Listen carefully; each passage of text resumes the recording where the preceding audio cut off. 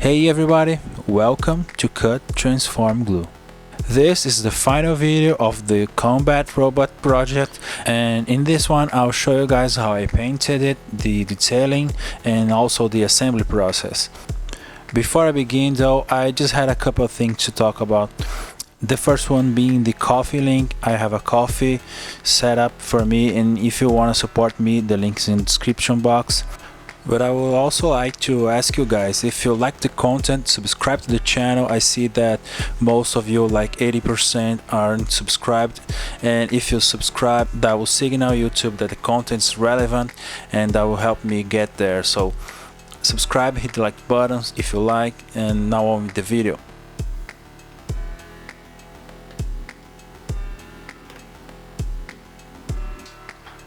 The first thing that I gotta do is to mix the colors, and I knew that I wanted a greenish gray, and I had this gray from a previous project, but it was just a little too warm, so I added this blue to make it a little colder, and also some black to make it a little darker.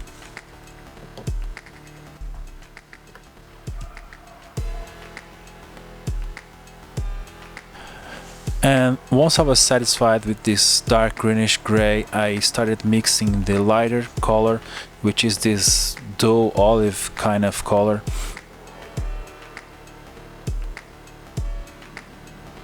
And with both colors in hand, I started painting the model with my Part4 airbrush. And you should always start with the lighter color, because it's easier to cover that with the darker one once the first one sets. And since there will be many layers to this project, I made this graph here.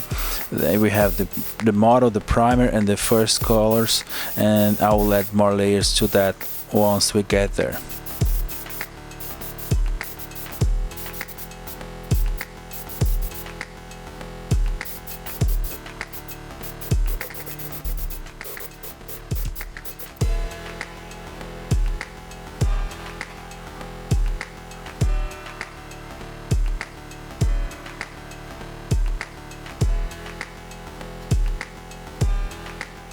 I wanted this model to have a geometric camo, so without too much planning, I just went and started adding the masking tape, and I was trying to just create interesting geometric shapes.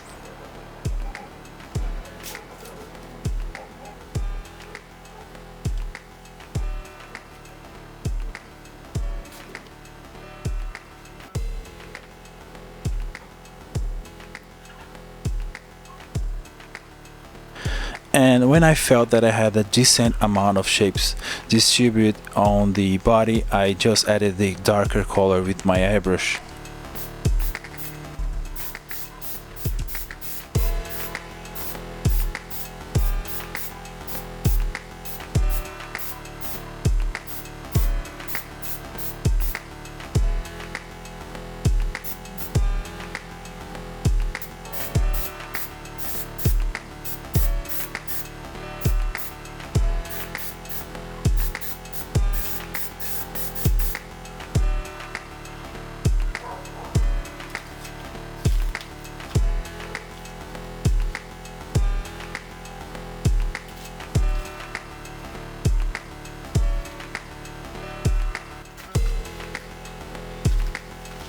And once I removed all the masking tape, it was clear to me that the contrast between these two colors was too strong.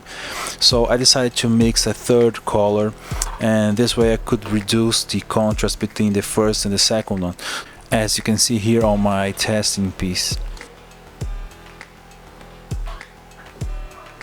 Again, I made some geometric masks just randomly on the surface of the model, and I started painting the third color.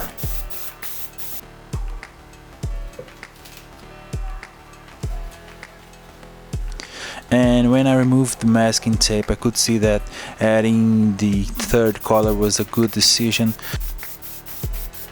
It is funny to notice that by adding this third lighter color, I could just decrease the overall contrast of the camouflage.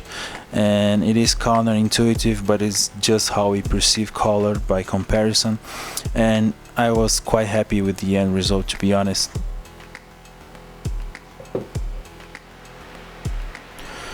Now this project has more than 60 pieces, so I won't cover all of them in the painting process, but I'll show you how I made most of them. So this one is a detail piece here. I begin by painting it in this shiny metal color here, and then I will add the green color on top of it. So this is why I'm masking some of the parts that I want to keep in the metal color.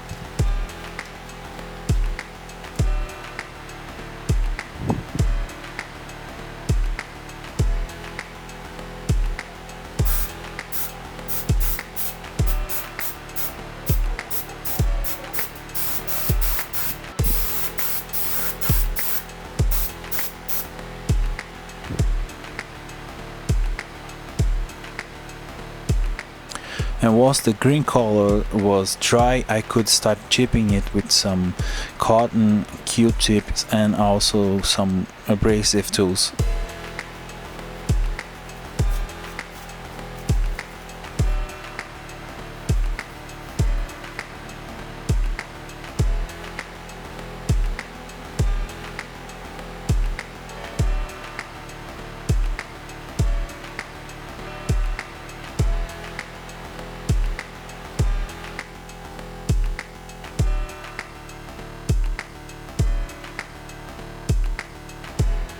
And this chipping technique was repeated on many of those 60 pieces.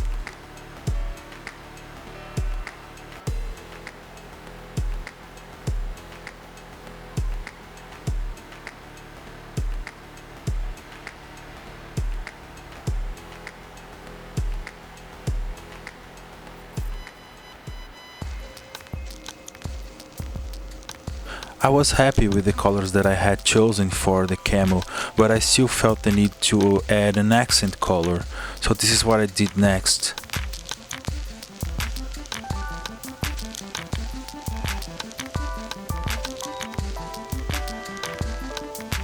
And to avoid having to make lots of masking, I've painted some random pieces with a brush.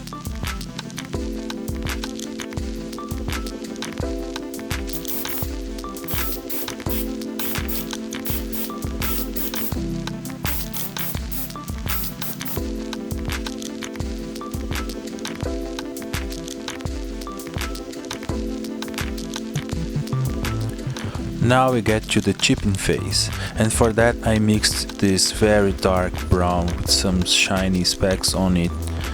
And this paint has to be thick because I'll do the fake chipping technique with a sponge. Now we got back to our graph here. After putting all the colors, including the accent, I'll hit all pieces with the glossy varnish to protect it from the chipping phase.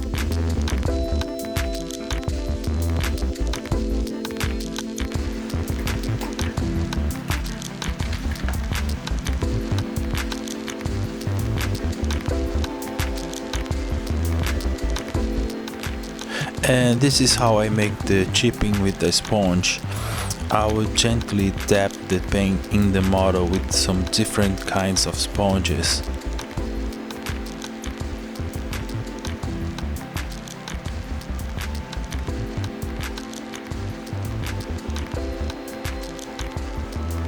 And different types of sponges will actually help you to create interesting chipping patterns. And at this point you will actually want to overdo the chipping.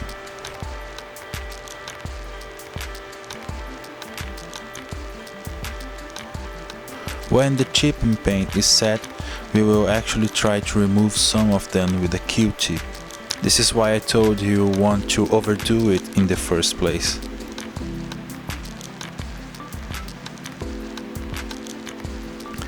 And I don't know if it's just me, but once I start removing the chipping paint, I believe the thing starts to look more realistic.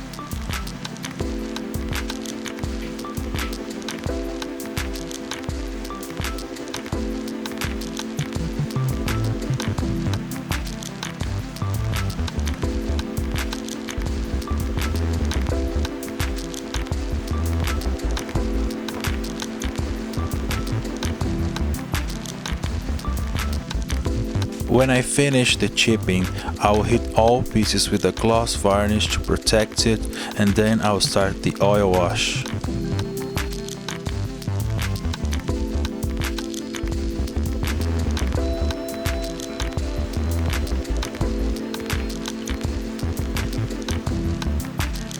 To make an oil wash or any other type of wash like an acrylic one, you want to make a really thin diluted paint.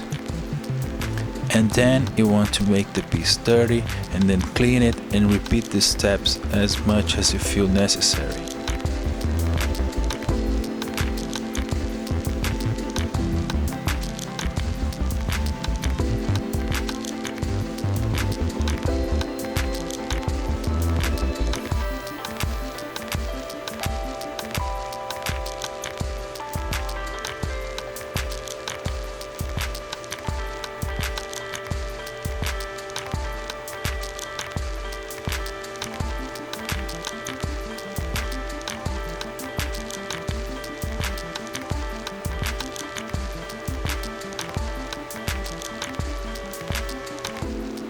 At this point, I added some Sharpie numbers and drawings as to pretend like the mechanics left some notations on the body of the robot.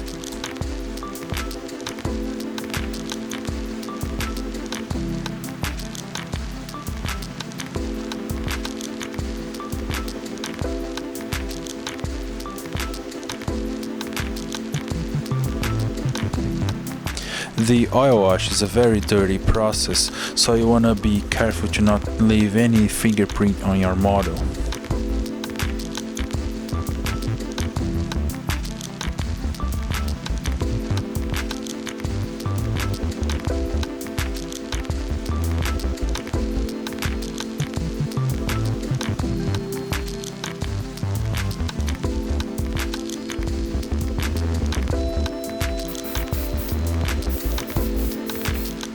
And then we get to the final layer of this project, which is the matte varnish. So as you can see on our graph here, we have at least 7 layers in this project if you count the primer as one, or more if you count the colors individually.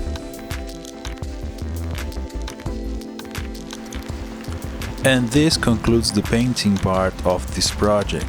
Each and every one of those 60 pieces went through each and every layer of that graph, and that makes a huge difference. As you can see, the final layers like the oil wash and the matte varnish makes the piece stand out, in my opinion.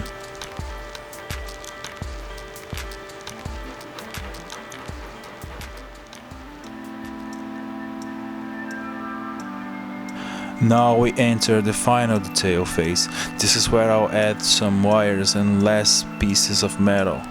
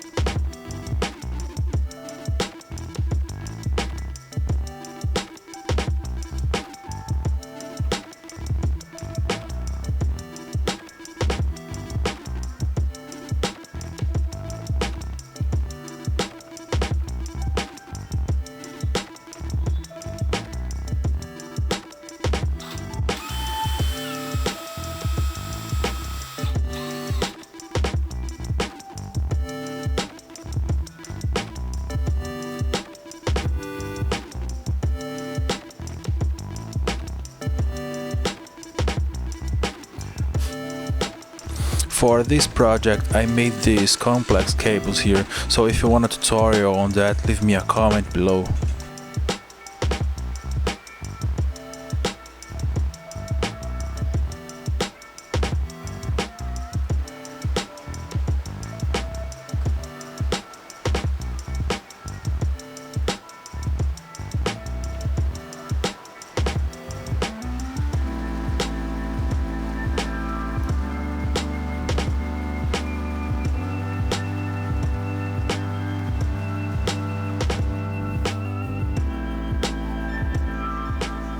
I had to make the glass cover for the radar internals, so I decided to try to bend some acrylic piece with heat.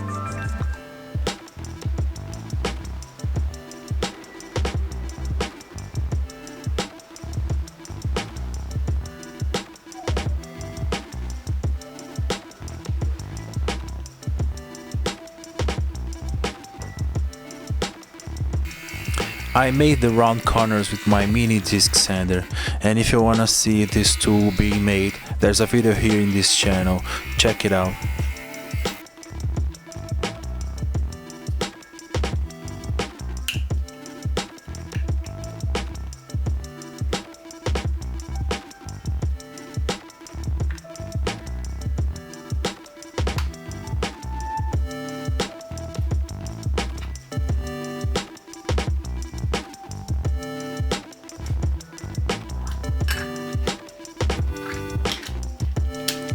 To make the radar internals, I reached my collection of lenses. This was all taken from old DVD readers and webcams and stuff.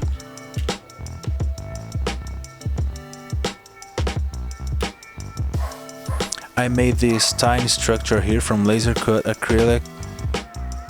I painted it gray, and then I started fixating some lenses on that.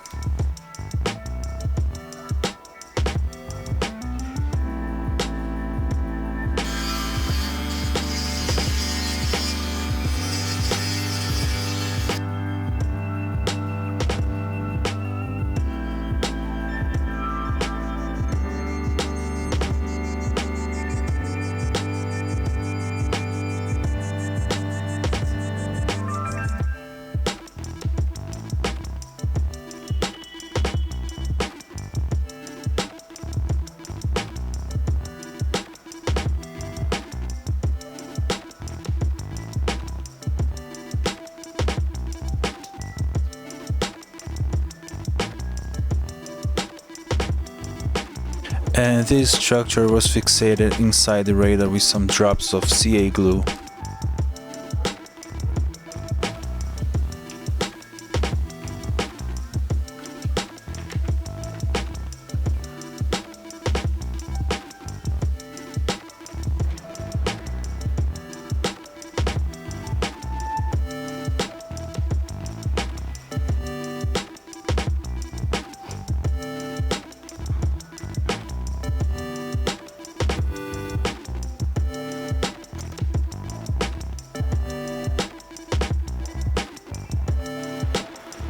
Now I just had to add the finer details to the legs of the robot and then assemble it.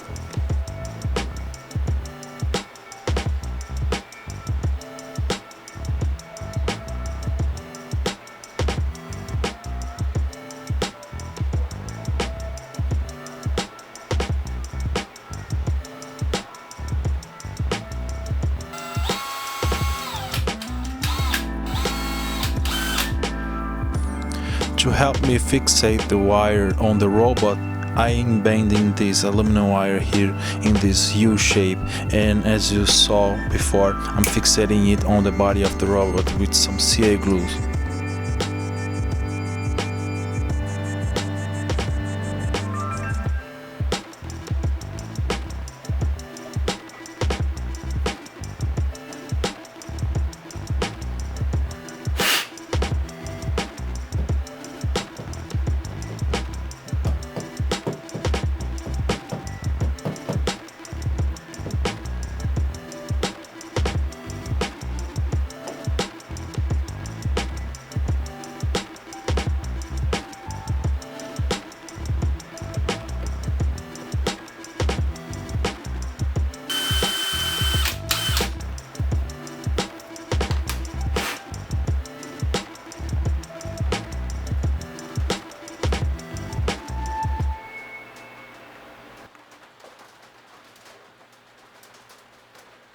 The wires I added to the leg gave it the final push to make it look more like a mechanical thing.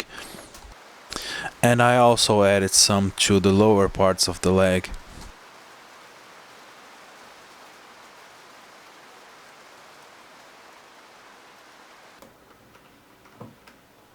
Then I could screw the legs to the body, and once I found the perfect pose, I could glue the final caps that would cover the bolts on the leg.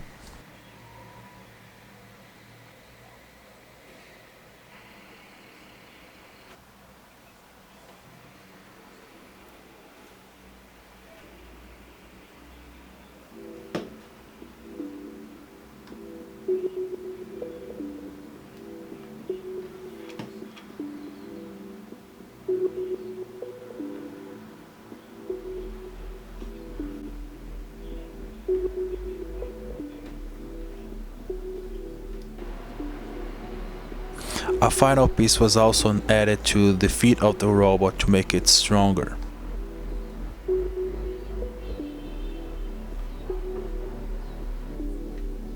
And I almost forgot to add lenses to one of the arms of the robot.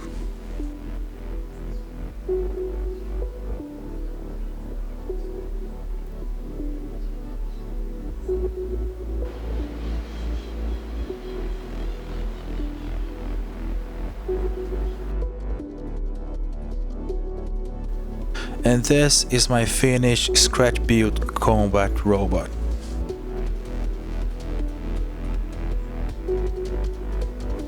This project took me more than 5 months to complete, and I'm super happy with how it turns out.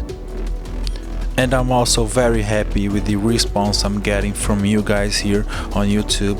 If you come this far and you watched the other videos, thank you so much, this means a lot to me. If you haven't and you're new here, don't forget to watch the other videos of this build.